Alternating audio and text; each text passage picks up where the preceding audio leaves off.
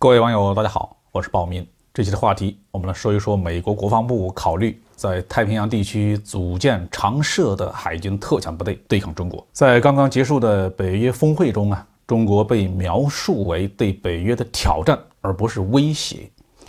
北约的大部分国家并不愿意同中国发生军事对抗，这标志着美国政府组织的反华军事包围圈的企图受到了挫败。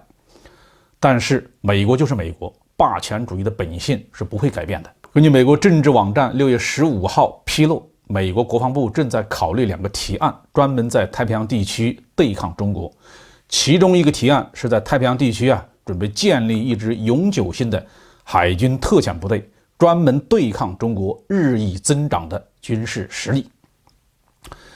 这个提案源于五角大楼中国特别工作组。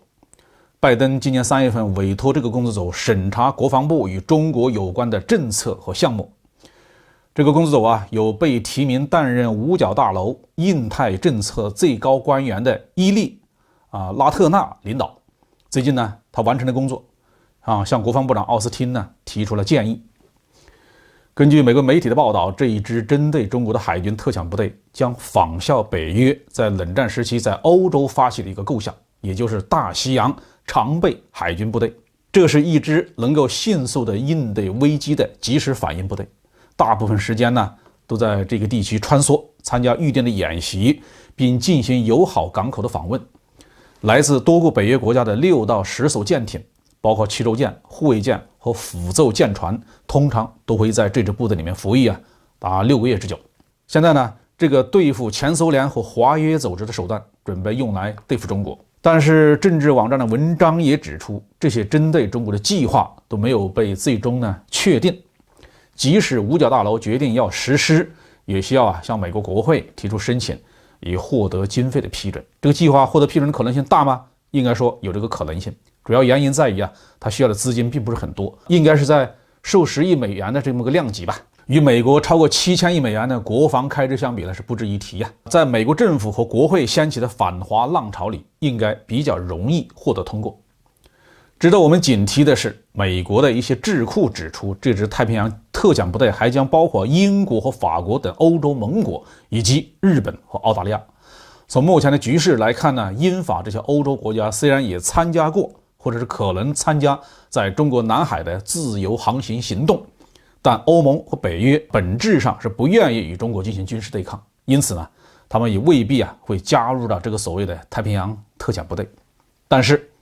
澳大利亚和日本一直活跃在反华的最前线，他们参加的可能性是比较大的。可笑的是，澳大利亚和日本在经济上还依赖对中国的出口，他们还想维持这种在政治和军事上的反华，在经济上又要从中国挣钱，政治和经济互不干扰的这么个状态，这可能吗？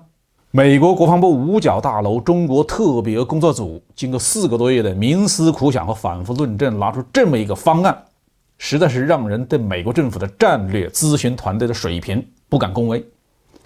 即使这个特遣部队成立了，能解决制约中国的问题吗？另外中国对抗美国还有点费劲，收拾日本、澳大利亚还是问题吗？这2个狗腿子就在中国周边，他们敢挺枪出马、赤膊上阵与中国兵戎相见？我表示怀疑。再说英国和法国，英国的国力早已是昨日黄花，他自己还有与阿根廷的马岛问题和爱尔兰的独立的问题，法国自己也有科西嘉岛的独立问题，他们追随美国到亚太地区中国作战，除非老子进水了。所以每个总统身后站立的是这种水平的战略咨询团队，真的让人感叹江河日下的帝国是如何的苟延残喘呢？好，这句话题就说到这儿。